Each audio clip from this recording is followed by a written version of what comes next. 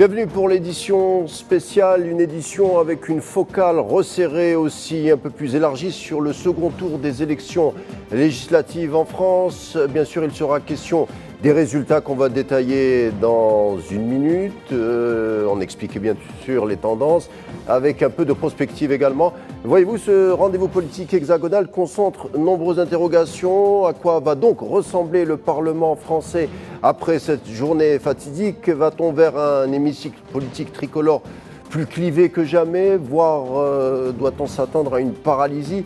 Et cette question du Rassemblement national qui caracole en tête selon les sondages, en place pour prendre le pouvoir. On verra ça si cela se vérifie. Si oui, à quoi le Parlement français ressemblera-t-il? 50 minutes de discussion, de débat, d'avis pour comprendre les tenants et les aboutissants de ce rendez-vous politique français qui suscite moult inquiétudes. Début des discussions dans une poignée de secondes.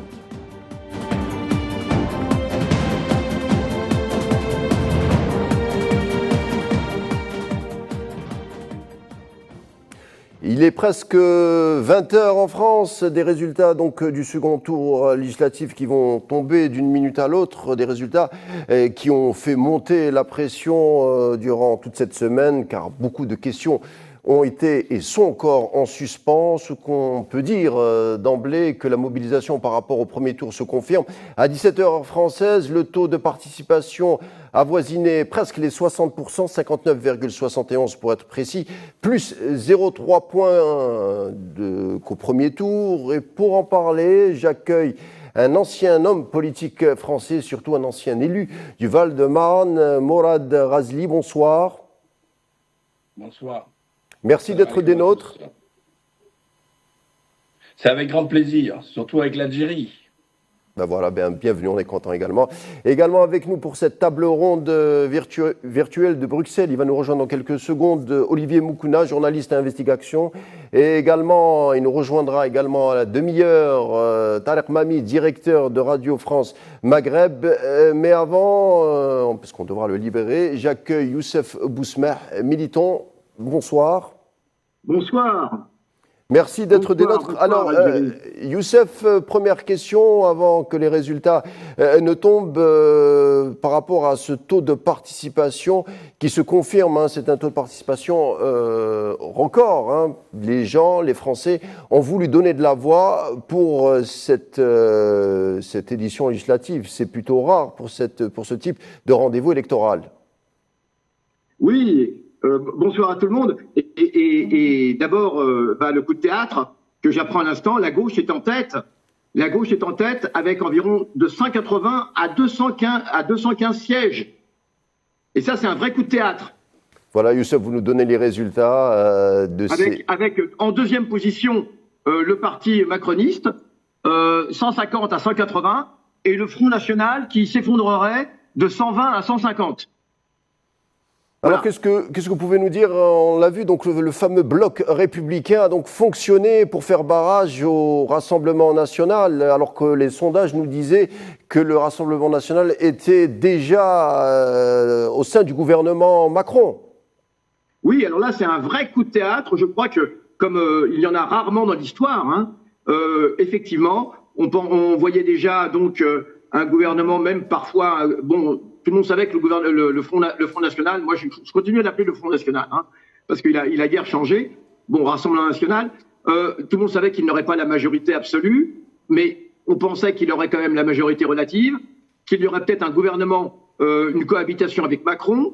Ensuite, quand le fameux barrage a été mis en place, tout le monde disait il y aura peut-être un gouvernement d'union nationale de la gauche sans l'AFI, parce que l'AFI avait déjà dit qu'elle ne participerait pas à un gouvernement d'union nationale avec Macron. Et puis voilà que, on pense que et ça semble se vérifier. Là où je suis, j'entends des cris de joie dans la rue. Des gens crient leur joie à l'annonce des résultats qui viennent se faire. Et donc voilà, c'est quand même quelque chose d'assez historique. 67% de participation, c'est beaucoup plus qu'au premier tour. Je crois que c'est un record ces dernières années, si je ne m'abuse, absolument. Et depuis longtemps, il faut aller en arrière pour retrouver un tel score de participation. Et si effectivement ces résultats se confirment, je le dis, c'est un vrai coup de théâtre. Toute la question maintenant est de savoir ce qui va se passer demain.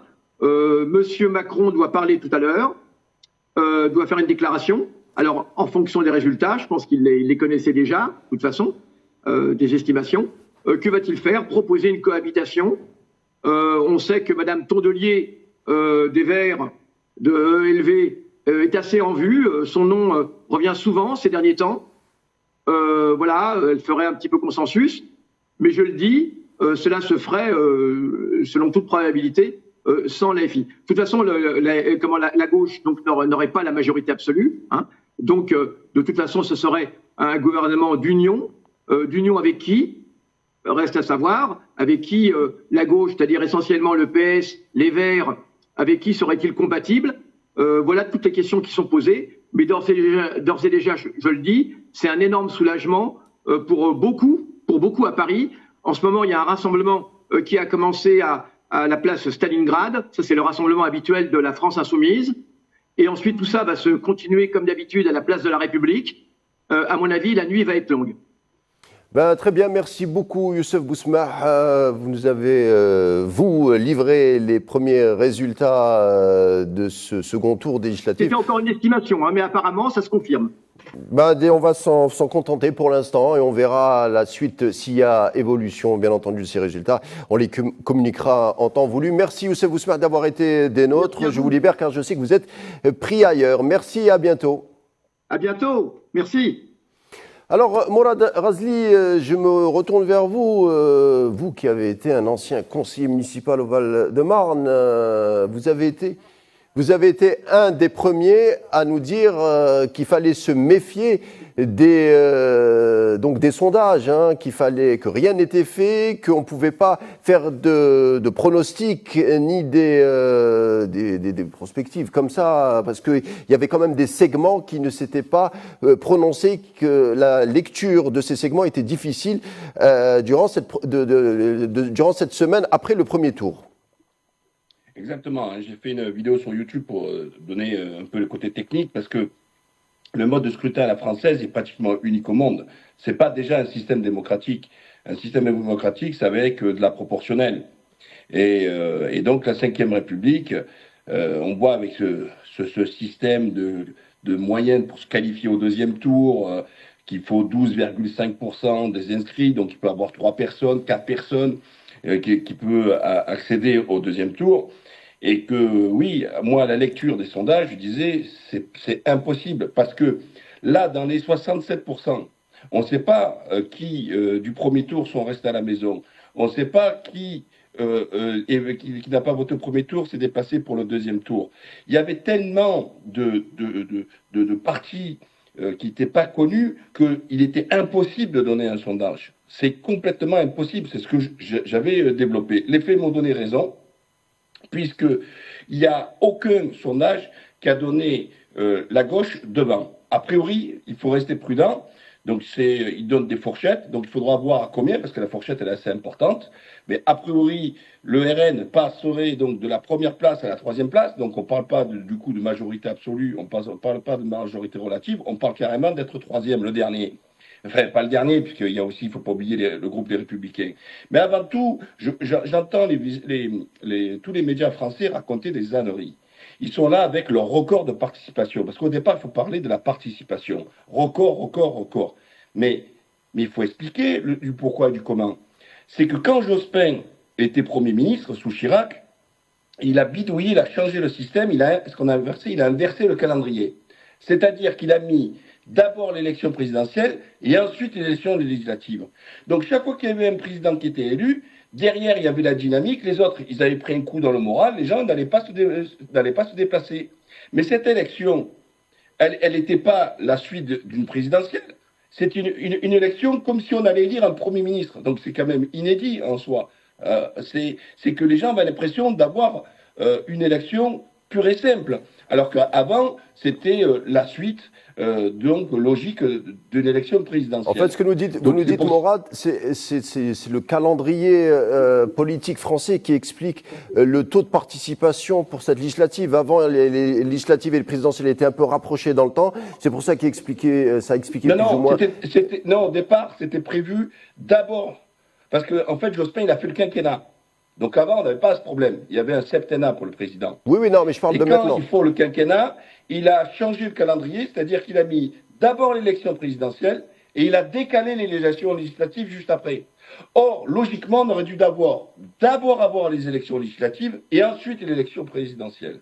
D'accord. Et je pense que ça doit interroger, et même ce mode de scrutin doit interroger à se dire, cette République qu'ils adorent tant, qui chérit, qui vénère, qui, je sais pas moi, ils fantasment sur la République, il faut la dissoudre. Elle n'a plus vocation à exister. On l'a vu d'élection à élection, c'était un costume pour des gens comme De Gaulle, c'était des costumes pour Mitterrand, même que je n'aimais pas, ou pour Chirac, Morad. Mais depuis Sarkozy, ça n'existe plus. Donc cette cinquième, elle est morte.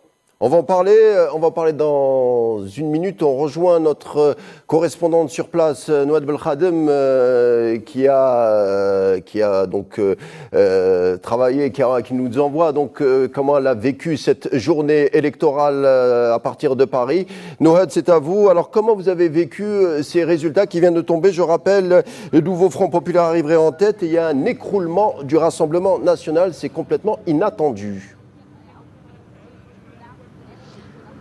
Eh bien, selon vous, c'est complètement inattendu, mais les Français que l'on a rencontrés ce matin disaient totalement le contraire, Karim, à la sortie des bureaux de vote. Eh bien, ils étaient confiants quant au passage, quant au bon score du nouveau Front populaire. Donc, on rappelle, 501 députés seront donc élus ce soir pour rejoindre l'Assemblée nationale qui se trouve derrière moi. Reste à savoir exactement le score final.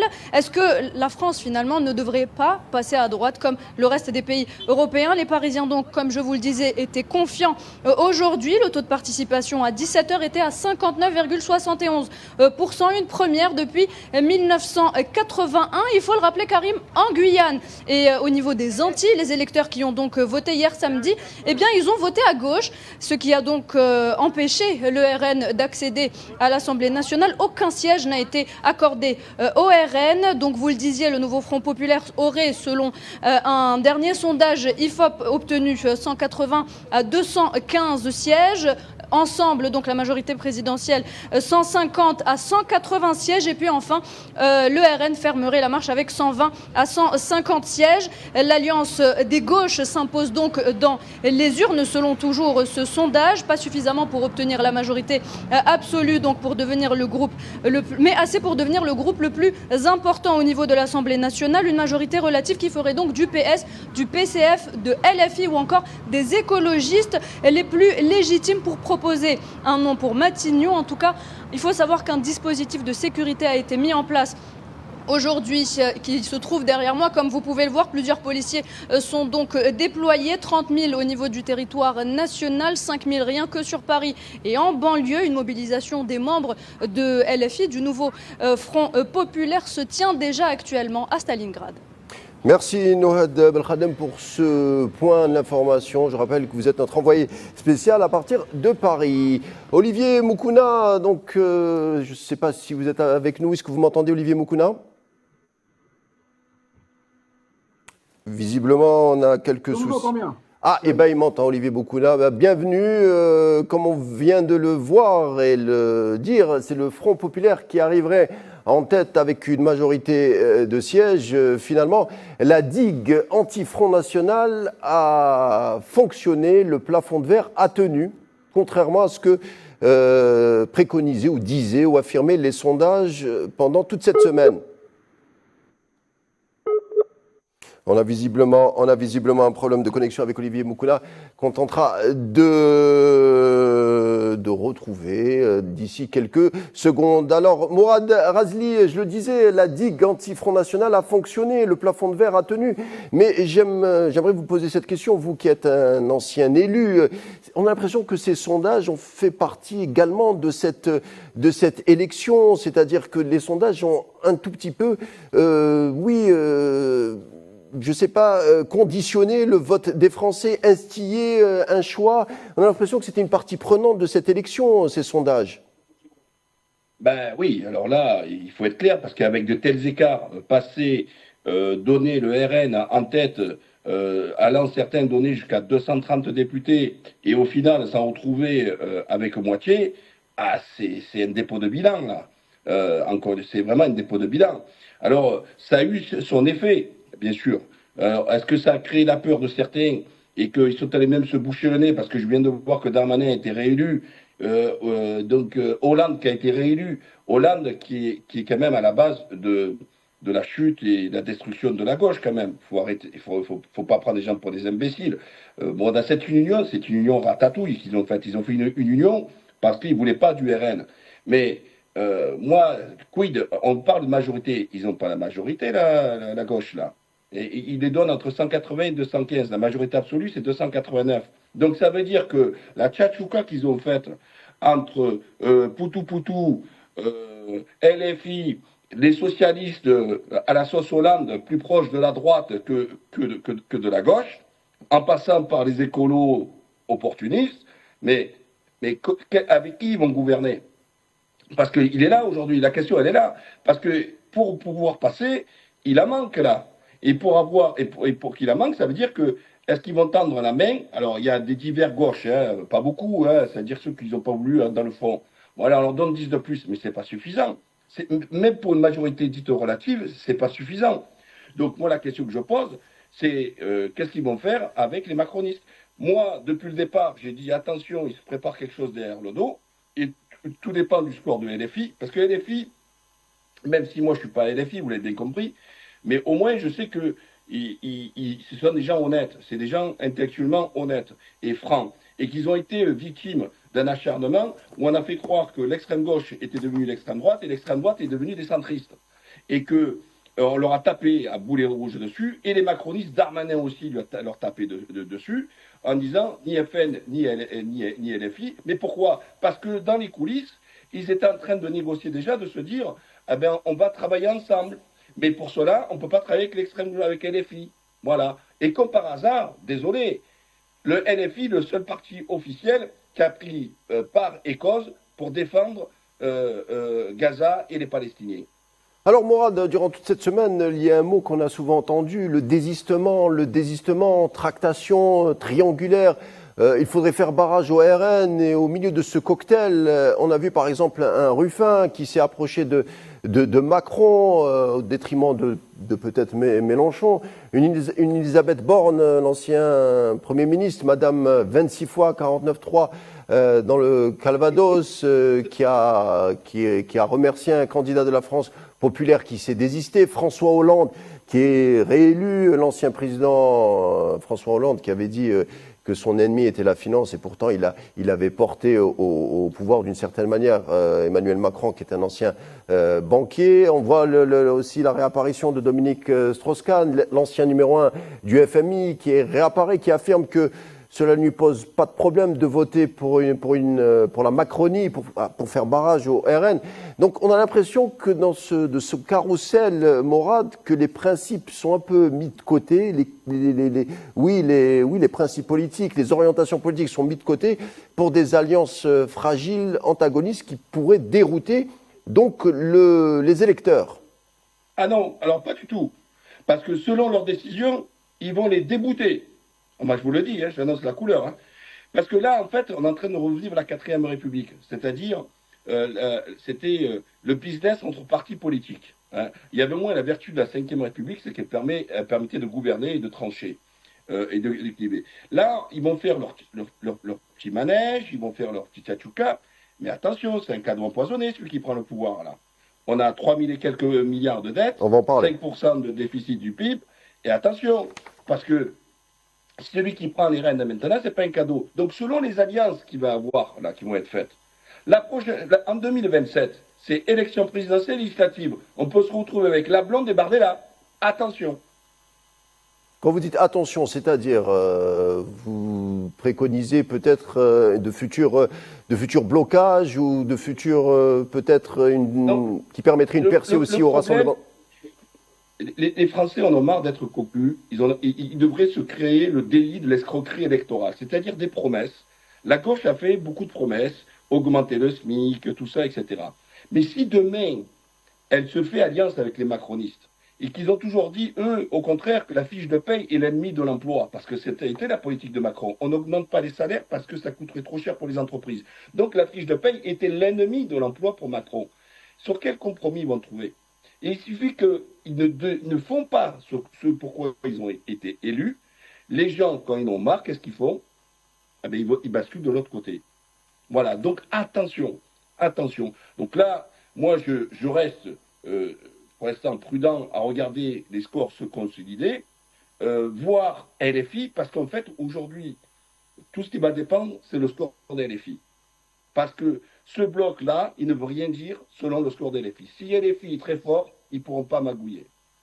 Alors, nous rejoint, je crois, Olivier Moukouna. Bonsoir. Bonsoir, Karim. Alors, Olivier, vous souhaitez déjà, je ne sais pas, sans doute vous avez pris connaissance donc des résultats de ces législatives, on le rappelle, donc c'est le nouveau Front populaire qui arrive en tête, suivi ensemble donc de la Macronie qui arrive au deuxième tour, qui arrive en deuxième position, et puis ensuite on a le Rassemblement national qui arrive troisième. Alors, Olivier Moukouna, vous souhaitez peut-être réagir sur ce résultat, sur ce tableau du deuxième tour des élections législatives. Oui, écoutez, c'est un grand soulagement, un grand soulagement pour mes amis français et tous ceux qui sont mobilisés pour que les RN n'aient pas la majorité absolue et n'arrivent pas en tête. Et puis c'est un grand soulagement en Europe, parce que la France est le deuxième pays le plus puissant en Europe après l'Allemagne. Et donc que le RN ne puisse pas prendre les commandes de l'exécutif, c'est très important. Donc je suis très soulagé. Maintenant, j'espère que ces résultats vont évidemment se confirmer. Mais bon, pour l'instant, ça a l'air de cette tendance-là. C'est-à-dire ils arrivent à 3 dans un moussoir de poche, comme les médias belges l'avaient dit il y a une heure. Et visiblement, le NSP est devant. Olivier Moukouna, c'est un rassemblement national qui tombe en troisième position. Ça contredit complètement les pronostics et même les sondages pendant toute la semaine. N'importe quelle chaîne ou télévision française tablait sur une victoire, une majorité relative ou une majorité tout court du Rassemblement national. C'est aussi la défaite des sondages. Oui, c'est à la fois la défaite des sondages et je vous dirais aussi la défaite des médias mainstream qui, en fait, s'apprêtaient à faire allégeance au Rassemblement national. Ils ont tout fait pour que ce parti arrive en tête lors de ces élections. Et ce qu'on n'a pas vu, en tout cas dans ces médias et les sondeurs, ce qu'ils n'ont pas vu, c'est ce que moi j'ai eu au téléphone pendant toute cette semaine de l'entre-deux tours, c'est-à-dire une mobilisation des gens qui ne voulaient absolument pas d'une France divisée, d'une France raciste, d'une France qui exclut des gens. Et bien sûr, ils ont pu compter aussi sur les erreurs des dirigeants du Rassemblement national quand ils ont parlé d'exclure les gens avec la binationalité de postes importants au niveau de la sécurité française. Enfin voilà, ils ont montré tout leur caractère, ils s'y croyaient déjà, donc ils ont montré tout leur caractère extrêmement raciste, politiquement parlant, et je pense que ça a réveillé pas mal de gens, y compris les associationnistes. Il y avait Jordan Bardella qui disait qu'il tablait sur une majorité absolue. Sans cela, il serait complètement déçu. On va parler également de la situation économique en France. Morad a dit que le tableau est un peu difficile pour celui qui va hériter du pouvoir à ce moment même. On revient en tout cas pour la seconde partie du débat après cette page de publicité. À tout de suite.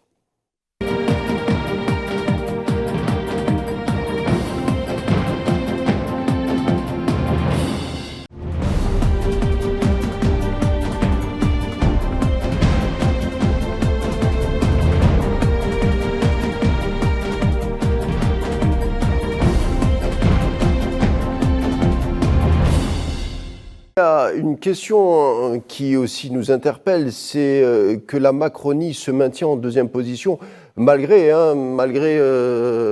la dissolution du 9 juin dernier, qui en a dérouté plus d'un, pardon.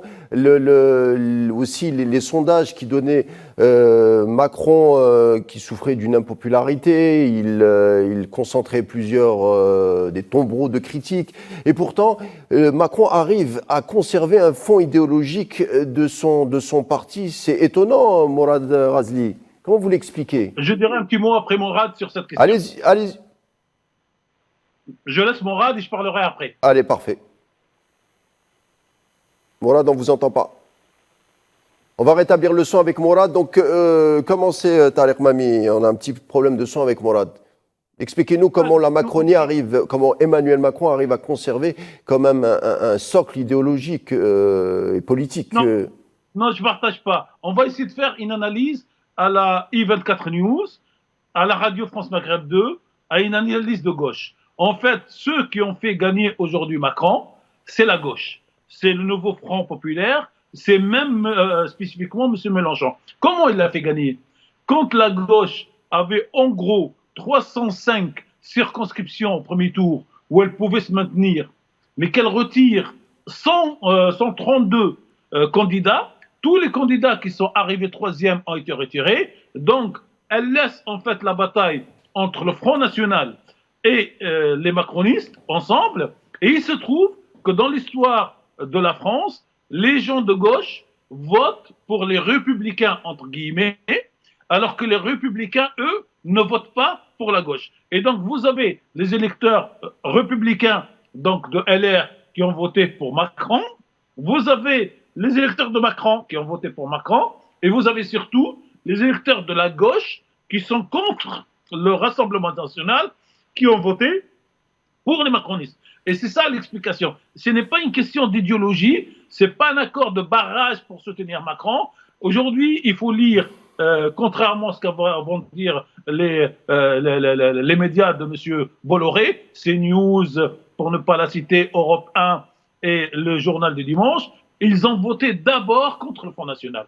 Et c'est en votant contre le Front National qu'ils vont permettre aux macronistes d'être le deuxième groupe à l'Assemblée nationale française. Tariq Mami, merci pour cette explication arithmétique, mais moi je donnais la résultante. La résultante, c'est que Macron se maintient malgré les tombereaux de critiques qu'il a essuyés pendant tout ce mois depuis la dissolution. Maintenant, comment et pourquoi? Le résultat, c'est que Macron arrive à se maintenir par une arithmétique forcément, mais un peu stratégie. Il arrive à s'en sortir alors qu'on le disait bien derrière le Rassemblement national. Résultat des courses, il devance le Rassemblement national et Macron est encore là. Je partage votre lecture, mais moi j'essaye de donner, je la partage complètement. Hein. On vous remercie. Il est un homme mort, et en fait, le cadavre s'est ressuscité. Mais le cadavre ne s'est pas ressuscité, et je le répète ici, par sa propre action, mais il y a un médecin qui est venu lui mettre toutes les piqûres et toutes les vitamines A, B, C, D pour le faire survivre.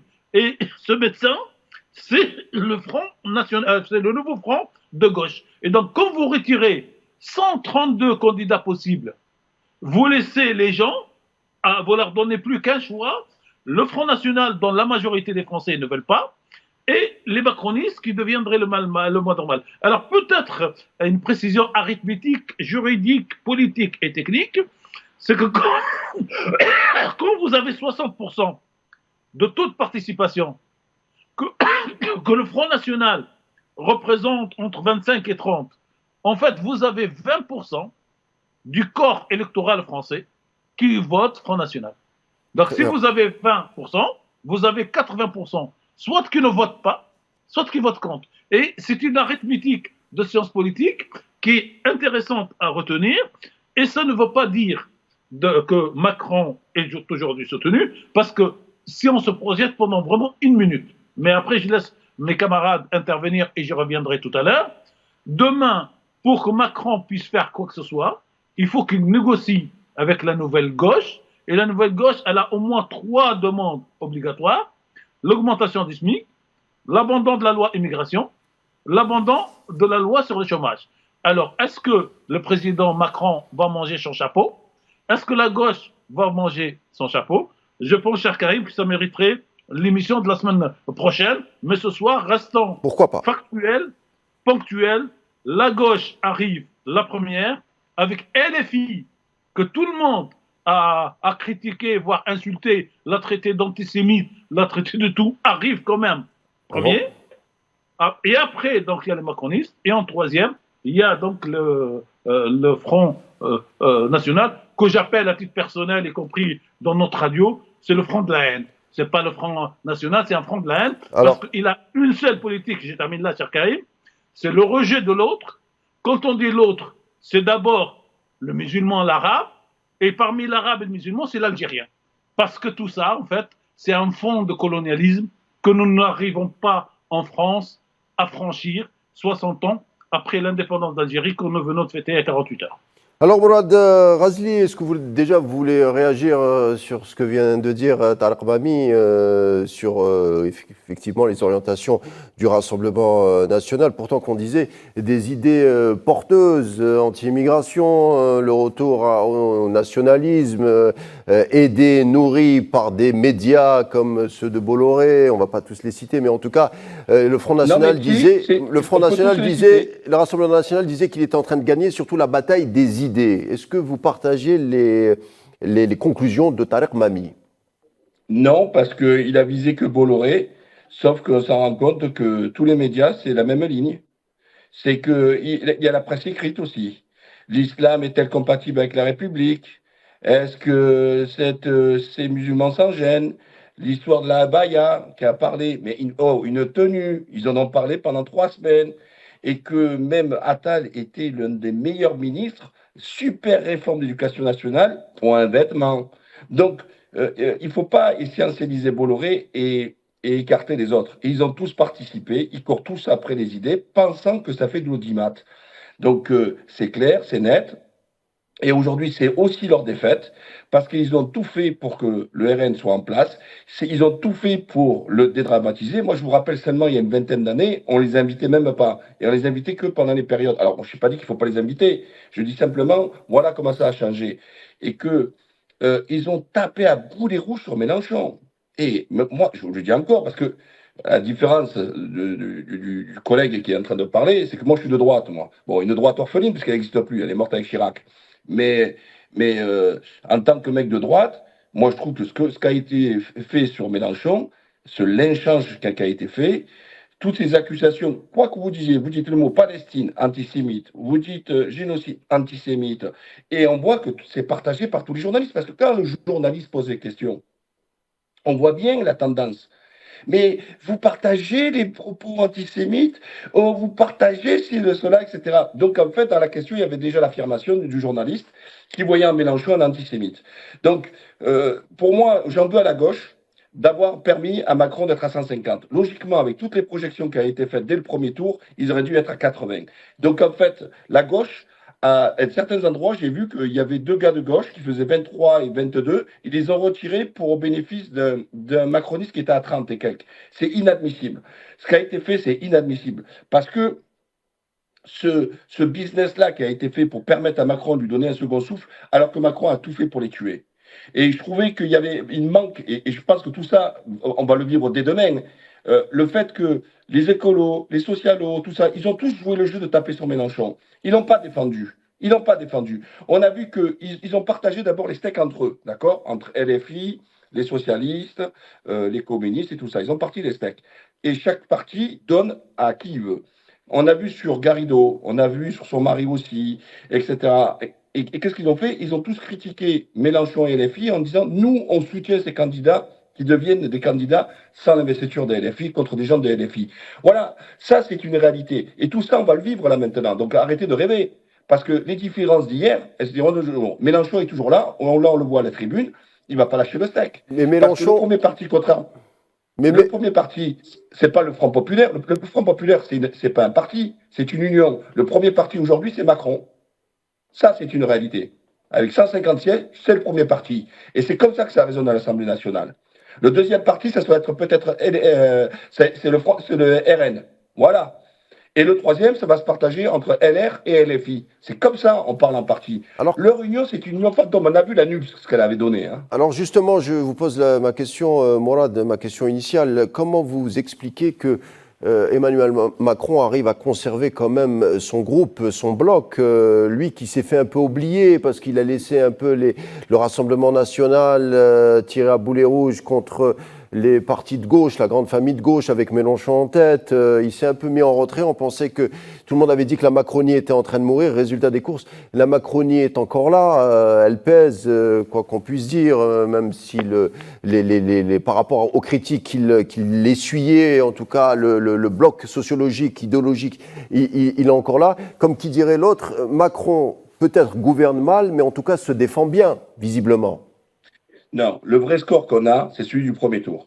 D'accord? C'est le score 20%. du premier tour. 20%. Voilà. Donc quand ils font en moyenne de 20%, voilà, la chose est dite. Sauf que la gauche, en retirant ses candidats, elle permet, et avec des électeurs qui, depuis 20 ans, mangent des couleuvres, élection après élection, barrage, en fait, les seuls qui ont été, et ça, par contre, il y a des études qui le démontrent bien, à 80-90%, ils voient tellement pas du RN qu'ils parlent du moins pire. Même moi, j'ai reçu des accusations, j'ai reçu des attaques en me disant, Mourad, c'est irresponsable que tu ne veux pas faire barrage. Je dis, mais moi, je ne fais pas de barrage. Moi, dans moins pire, il y a pire.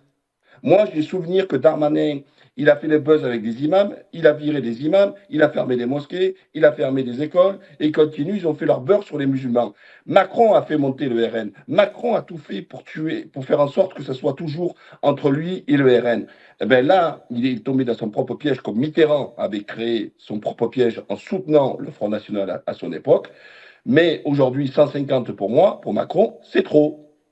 Alors Olivier Moukouna, est-ce que vous avez un commentaire à dire sur sur la Macronie qu'on disait complètement passée à trépas et pourtant Emmanuel Macron arrive à conserver donc son cercle au niveau du Parlement. Est-ce que c'est une stratégie? On a parlé de la dissolution, la dissolution qui avait dérouté, qui avait flouté un peu la grille de lecture sur la grande famille politique française. Est-ce que c'était voulu? Est-ce que c'était une stratégie? Est-ce que c'était une réaction? Qu'est-ce que vous en pensez, vous? Comment les médias belges expliquent ou analysent cette dissolution et les résultats de cette semaine, après le premier tour des législatives, donc? Écoutez, comme je suis avec vous, j'ai pas encore eu le temps de voir la réaction des médias belges, mais je tiens à vous dire que je partage beaucoup les analyses des deux précédents intervenants, à la fois mathématiquement, évidemment, donc oui, le nouveau Front populaire a fait gagner Macron, et deux, c'est la deuxième bataille qui commence maintenant.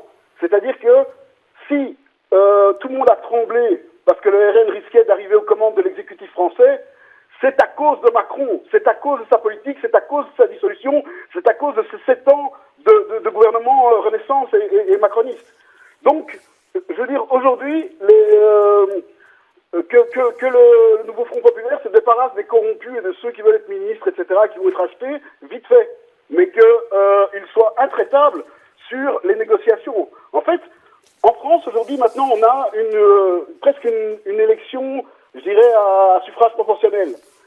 C'est la LFI qui est en tête, qui est la plus forte, malgré une diabolisation médiatique comme on n'a jamais vu. Enfin, en tout cas, moi, j'analyse la diabolisation médiatique depuis longtemps, j'ai jamais vu ça. Je veux dire, Mélenchon n'est pas antisémite, c'est évident. C'était répété 15 fois par jour dans tous les médias français, et là, votre intervenant précédent a raison, pas seulement CNews, tous, France 2, les services publics, etc., TF1, tous. C'était comme acquis. Donc, et d'ailleurs, il était un boulet. C'est comme ça qu'on le présentait. C'est un boulet pour gagner. La preuve que non. Donc, voilà, moi j'ai envie de dire, Macron se maintient, mais Macron continue à être fragilisé. Je pense pas que tout le monde a oublié dans quel état catastrophique, à la fois son bilan politique, mais aussi catastrophique, il a mis la France avec cette dissolution complètement, ce coup de poker complètement fou. Heureusement, voilà, la France s'est ressaisie. Maintenant, il s'agit de le mettre dans un coin et de gouverner à la proportionnelle, quoi.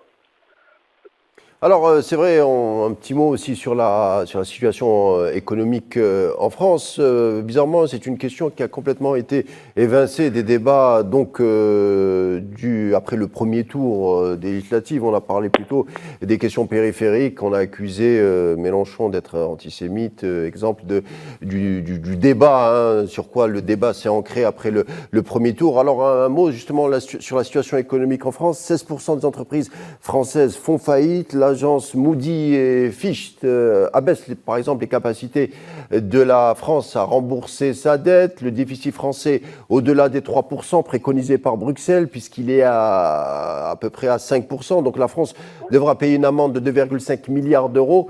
La dette française est environ de 3 000 milliards d'euros. C'est vous dire, hein, la France est dans une situation économique plutôt préoccupante. Donc je vous pose la question à vous trois. Est-ce que avoir hérité du pouvoir à ce moment avec cette situation économique n'est pas dangereux pour le futur Premier ministre qui proviendra sans nul doute donc du front de gauche? On va commencer peut-être avec Morad Razli. Le problème, c'est que, et ça c'est un peu technique, et hélas, les gens ne connaissent pas trop les institutions, le patron, ça reste Bruxelles. Chaque gouvernement doit aller voir Bruxelles, dire « S'il vous plaît, est-ce que vous acceptez mon budget ?» Et c'est eux qui donnent des orientations. C'est eux qui disent « Il faut des réformes ». Alors on a bien compris qu'un réforme, ça veut dire destruction de droits et augmentation des privilèges pour les grosses entreprises. Hein. Donc ça, il faut être cohérent là-dessus. Donc c'est la marge de manœuvre, elle est très faible. Mais en même temps, c'est un grand défi. Mais c'est un grand défi que si la gauche avait eu la majorité absolue. Mais là, déjà pour faire union entre Poutou, communistes, Verts, tout ça, ils ont fait des compromis. Et quel compromis ils vont faire avec les macronistes pour essayer de pouvoir gouverner? Parce que là, je revois les chiffres, ils sont en train de remonter là. Là, ils parlent entre 164 et 174 députés. Et Macron, il a fait le plein. Hein. Alors là, il peut dire merci vraiment les gauchos. Alors là, vous lui avez rendu service. Hein. Alors là, pour un second souffle. Et la gauche est donnée entre 180 et 225. Donc ça veut dire que si on prend la fourchette haute des macronistes avec la fourchette basse du front de gauche, ils font pratiquement jeu égal.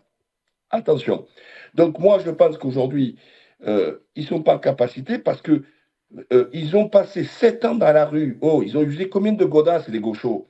Oh, ils ont été fatigués de Macron, tant sur la partie économique, avec les réformes des retraites, le chômage, tout ça, etc., les problèmes d'éducation nationale, les problèmes de la santé et compagnie, plus les questions sociétales, avec la loi d'immigration. Donc dites-moi, sur quoi ils vont trouver le compromis? Moi, je pose la question. Donc avant de dire comment ils vont faire, c'est surtout, mais qu'est-ce qu'ils vont faire comme alliance pour pouvoir dégager une majorité?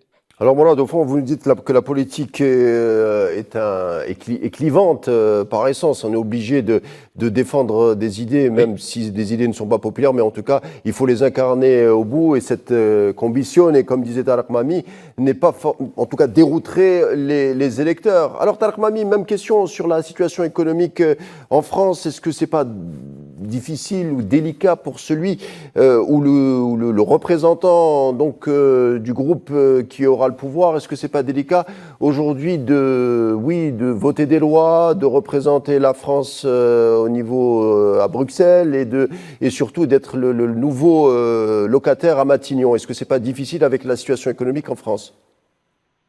La situation économique française est une situation catastrophique. Vous avez, cher Karim, donné tous les chiffres, donc il n'y a pas besoin ni de le répéter ni d'en rajouter. La politique de France aujourd'hui et de 27 pays européens ne se décide plus dans la capitale, ni à Berlin, ni à Madrid, ni à Paris. Elle se décide à Bruxelles, avec donc des votes à 27, où les derniers pays rentrés comme la Pologne ou la Hongrie ont un poids, puisque un homme, une voix, un pays, une voix aussi importante que la France et l'Allemagne, et c'est la grosse difficulté. Mais d'un autre côté, vous avez, pendant toute cette campagne, en tout cas le lendemain de la dissolution, pendant 48 heures ou 3 jours, certains candidats ont commencé à parler de ce qu'on appelle le pouvoir d'achat, de la situation économique. Et très vite, cet aspect de pouvoir d'achat a disparu, pour revenir à la question de l'immigration. Alors je m'excuse pour mes deux camarades à présent. Si les médias mainstream, dans leur ensemble, roulent pour l'extrême droite, il y a quand même un chef d'orchestre. Il s'appelle Bolloré. Que les uns l'acceptent ou pas, Bolloré a quand même la première télévision d'information continue qu'il appelle télévision d'opinion et non pas télévision d'information, c'est CNews. Alors, Olivier... Il a récupéré... Non mais j'y vais, non mais parce qu'il faut dire les choses. Allez-y, Il a la allez-y. radio Europa qui était moribonde et à partir du moment où il a pris les mêmes qui étaient à la télé, à la radio, elle est en train de remonter. Et après, il a acheté... Excusez-moi encore. Et après, il a pris le journal du dimanche qui a passé dès la première apparition que des thématiques anti-immigration, anti-islam pour faire la chose. Et donc, vous avez une espèce de bateau amiral avec 3 branches qui insultent les Arabes, les musulmans, les immigrés tous les jours et dans lesquels même le CSA, même le Conseil d'État s'est révolté pour dire que ce n'est pas de l'information. Et vous avez le service public qui reste quand même assez correct. Merci Tarek Mami. RFI, non mais c'est important. C'est important, bien entendu, mais c'était peut-être un autre sujet. On fera une émission consacrée à la sociologie des médias en France et leur orientation idéologique. C'est un autre sujet. On arrive à la fin, justement. Je reviens à l'économie. Donc aujourd'hui, où la gauche gagne et essaye d'appliquer son programme, où elle ne gagne pas, et on va lui reprocher de ne pas vouloir gouverner. Aujourd'hui, ni la gauche ni la droite n'ont de majorité. Et on a un drame en France, un drame, j'allais dire, idéologique. Jamais en France, nous n'avons de gouvernement, entre guillemets, d'union nationale qui réunit une partie de la droite et une partie de la gauche, contrairement à l'Allemagne, contrairement même à l'Angleterre. Et donc, nous sommes dans la rupture. Et donc, on passe du tout au tout. Et là, nous sommes au pied du mur. L'économie française est par terre. Est-ce que demain, la discussion entre les macronistes et la gauche, avec ou sans LFI, est de sauver le pays, ou est-ce que c'est de sauver les fauteuils et les Marocains des uns et des autres? Le problème, il est là. L'économie française est toujours par terre. Merci Tarek Mami, merci. Je rappelle que vous êtes, on arrive à la fin, vous êtes journaliste et directeur de Radio Maghreb 2. Merci d'avoir été des nôtres. Je remercie également Mourad Razli, ancien député, ancien figure politique de la Chiraki. Merci d'avoir été des nôtres. Et surtout Olivier Moukouna, journaliste et investigation. Merci d'avoir nourri la discussion, messieurs. Je vous dis à très bientôt. L'édition spéciale arrive à sa fin. Merci de l'avoir suivi. Tout de suite, la suite des programmes sur Al 24 News. Et je vous retrouverai demain, même heure et même chaîne. D'ici là, portez-vous bien.